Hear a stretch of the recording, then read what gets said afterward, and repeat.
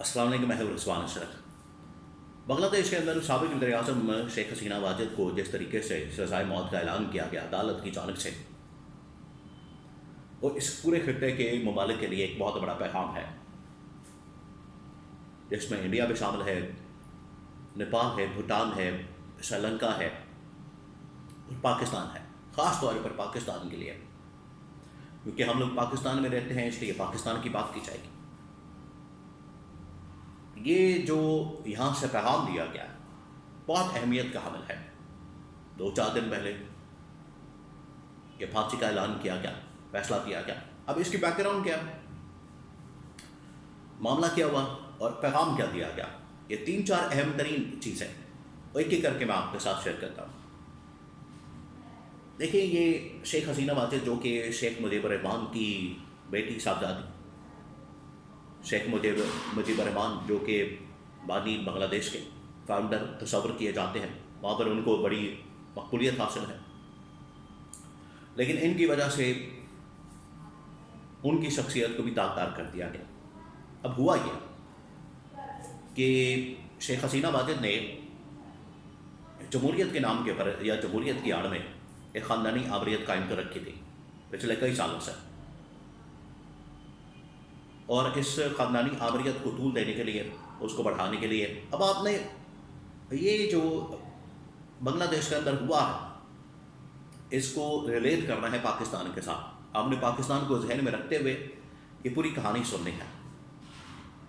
تو وہاں پر انہوں نے جمہوریت کی آڑ میں خاندانی آوریت قائم کر رکھی تھی، اور اس کی بنیاد کے اوپر وہاں پر انسانی حقوق کی پامالی، اس کی دھجیاں اڑائی جاتی تھی، عدلیہ کو کنٹرول میں کیا گیا، میڈیا کو کنٹرول میں کیا گیا، اسٹیبلشمنٹ کو کنٹرول میں کیا گیا۔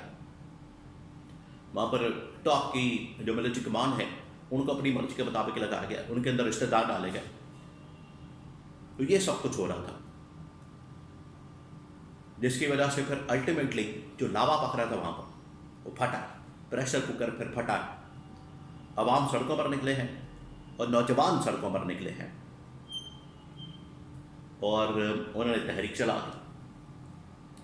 جیسی وہ تحریک چلائی گی تو اس کے بعد کیا ہوا، شیخ حسینہ واجد نے وہی آمرانہ قسم کا رویہ اختیار کرتے ہوئے ان کے خلاف آپریشن کیا، تحریک کو دبانے کی کوشش کی، اور پھر بالکل ایکسٹریم قسم کا جو حربہ ہتھکڑا استعمال کیا گیا۔ اب آپ نے پاکستان کو ذہن میں رکھنا ہے کہ وہ تحریک چلتی ہے، لوگ سڑکوں پر آتے ہیں، ان کے خلاف پھر گولیاں چلائی جاتی ہیں، ان کو مارا جاتا ہے، جس میں تقریباً 1500 کے قریب لوگ مارے جاتے ہیں۔ اس بنیاد کے اوپر پھر ان کے خلاف یہ مقدمات بنائے جاتے ہیں۔ وہ تحریک تو کامیاب ہو جاتی ہے، وہ دیکھیں انہوں نے اپنا خون قربانی دی، خون دیا انقلاب کی خاطر، ملک کی خاطر، اور وہ تحریک کامیاب ہوتی ہے۔ تو اس کے بعد پھر ان کے اوپر مقدمات چلتے ہیں، وہ تحریک کامیاب ہوتی ہے، یہ ملک سے فرار ہو جاتی ہے، انڈیا میں کسی اور ملک میں پناہ لے لیتی ہے، لیکن پھر ان کی غیر موجودگی میں وہاں پر مقدمات چلتے ہیں، اور اس کا پھر الٹیمیٹ یہ ڈیسیژن آتا ہے، فیصلہ آتا ہے کہ ان کو سزائے موت کا، عمر قید کا اعلان کیا جاتا ہے، فیصلہ کیا جاتا ہے۔ تو اس کے اندر سبق ہے، اس کے اندر پیغام ہے اس خطے کی مختلف ممالک کے لیے، ریاستوں کے لیے، جس میں پاکستان بھی شامل ہے۔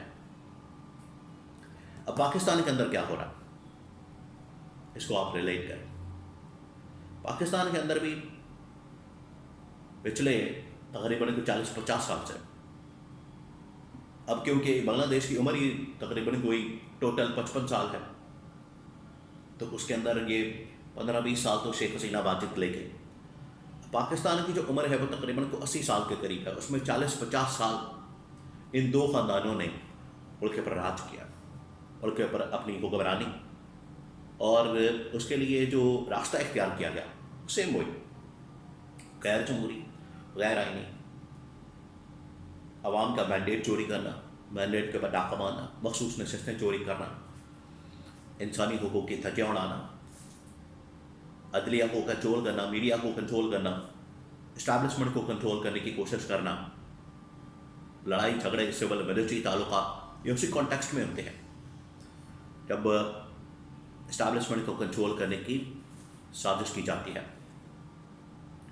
اور پھر اس کے بعد اب پچھلے تقریباً کوئی 3-3.5 سال سے وہی طرز حکمرانی، وہی رویہ، وہی آمرانہ قسم کا ذہن اور وہی سوچ، وہی اپروچ اور سیم وہی حربے ہتھ کنڈے استعمال کیا جائے. جب لوگ ان کے خلاف نکلتے ہیں یہ گولیاں چلاتے ہیں.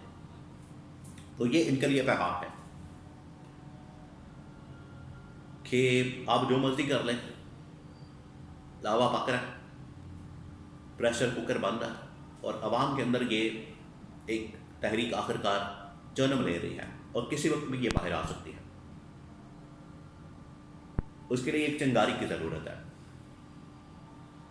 اس کے لیے صرف ایک چنگاری چاہیے، ایک شعلہ بھڑکے گا، اس کے بعد یہ بہت خطرناک صورتحال بن جائے گی. تو یہ ان کے لیے پیغام ہے اس کے اندر. اب یہ ان کے اوپر ڈپینڈ کرتا ہے کہ انہوں نے یہاں سے سبق حاصل کرنا ہے یا اسی کے اوپر چلنا ہے. اب نون لیگ اور پیپلز پارٹی نے 2024 کے اندر جو کیا ہے، 2024 کے انتخابات میں جو ان لوگوں نے کیا ہے، اس کے اندر آپ دیکھ لیں، انہوں نے مینڈیٹ چوری کیا، مینڈیٹ کے پٹاخہ مارا، PTI کا، عمران خان کا، اپوزیشن کو پکڑ کے جیل میں ڈال دیا، انسانی حقوق کو ختم کر دیا، میڈیا کو کنٹرول کیا، عدلیہ کو کنٹرول کیا. یہ جو اب 27ویں آئینی ترمیم، اس سے پہلے 26ویں آئینی ترمیم، اب 27ویں آئینی ترمیم،